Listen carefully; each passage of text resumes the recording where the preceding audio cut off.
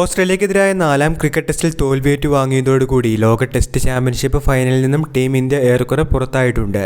ഇനി ടീം ഇന്ത്യയെ സംബന്ധിച്ച് ലോക ടെസ്റ്റ് ചാമ്പ്യൻഷിപ്പിന്റെ ക്വാളിഫയിങ് സെനാരിയോ ആയി പറയുന്നത് അവസാന ടെസ്റ്റിൽ ഉറപ്പായും ഒരു വിജയം നേടുകയും ഓസ്ട്രേലിയ തങ്ങളുടെ ബാക്കിയുള്ള 2 ടെസ്റ്റുകളിലും തോൽവിയേറ്റു വാങ്ങണമെന്നുള്ള ഒരു സെനാരിയോ ആണ് വന്നിരിക്കുന്നത്. താരതമ്യേന ഇതിനുള്ള സാധ്യതകൾ കുറവായതിനാൽ തന്നെ ഇന്ത്യൻ ടെസ്റ്റ് ടീമിൽ വമ്പൻ അഴിച്ചുപണികൾക്ക് തന്നെയാണ് ഇവിടെ ടീം മാനേജ്മെന്റ് തയ്യാറെടുക്കുന്നത്.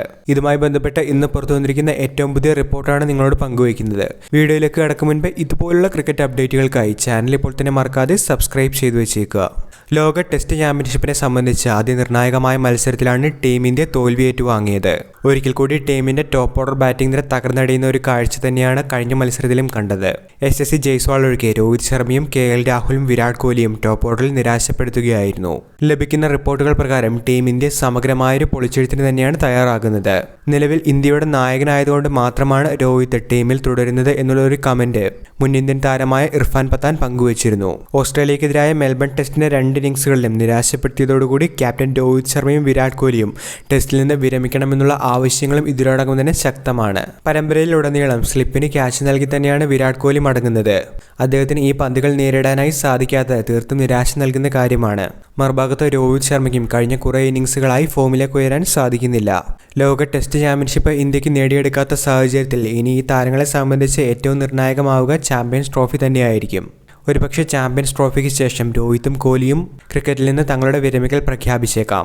ഇവിടെ ഇന്ത്യൻ മുൻ കോച്ചായ രവി ശാസ്ത്രിയുടെ നിർണായകമായ ഒരു പ്രതികരണവും ഇന്ന് എത്തിയിട്ടുണ്ട്. വിരാട് കോഹ്ലി ടെസ്റ്റ് ക്രിക്കറ്റിൽ 3-4 വർഷം കൂടി തുടരുമെന്ന് തന്നെയാണ് താൻ കരുതുന്നത്. കോഹ്ലിക്ക് കുറച്ചു കാലം കൂടി ടീം ഇന്ത്യയിൽ തുടരാം.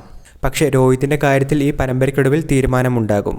രോഹിത്തിന് തീരുമാനമെടുക്കാനുള്ള സമയം ഇപ്പോൾ ടീം മാനേജ്മെന്റ് നൽകിയിട്ടുണ്ട്. ടോപ്പ് ഓർഡറിൽ ഇറങ്ങുന്ന രോഹിത്തിന്റെ ഫുട് വർക്ക് ഇപ്പോൾ പഴയതുപോലെയല്ല. പന്തിന്റെ ലെങ്ത് മനസ്സിലാക്കി ബാറ്റ് വീശുന്നതിലും രോഹിത് ഇപ്പോൾ പിന്നിലാണ്. അതുകൊണ്ട് തന്നെ രോഹിത്തിന്റെ കരിയറിലെ അവസാന ടെസ്റ്റ് പരമ്പര ഇതുതന്നെയാകുമെന്നാണ് താൻ വിശ്വസിക്കുന്നത്. സമഗ്രമായൊരു മാറ്റങ്ങൾക്ക് ടീം ഇന്ത്യ തയ്യാറെടുക്കുമ്പോൾ ഇവിടെ ക്യാപ്റ്റൻസിയിൽ ഉൾപ്പെടെ പുതിയൊരു താരത്തെ കൊണ്ടുവരാൻ തന്നെയാണ് ടീം മാനേജ്മെന്റ് ലക്ഷ്യം വെക്കുന്നത്.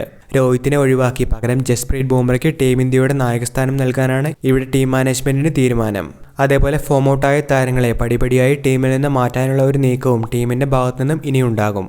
അതേസമയം സെയ്ദ് മുഷ്താഖ് അലി ആഭ്യന്തര ടൂർണമെന്റുകളിൽ ഉൾപ്പെടെ മികച്ച പ്രകടനവുമായി ഇന്ത്യൻ ടെസ്റ്റ് ടീമിന് വേണ്ടി പണ്ട് മികച്ച പ്രകടനം കാഴ്ചവെച്ച അജിൻക്യ രഹാനെയെ വീണ്ടും ടെസ്റ്റ് ടീമിന്റെ ഭാഗമാക്കാനുള്ള ഒരു നീക്കം ഉണ്ടാകുമെന്നുള്ള റിപ്പോർട്ടുകളും ശക്തമാണ്.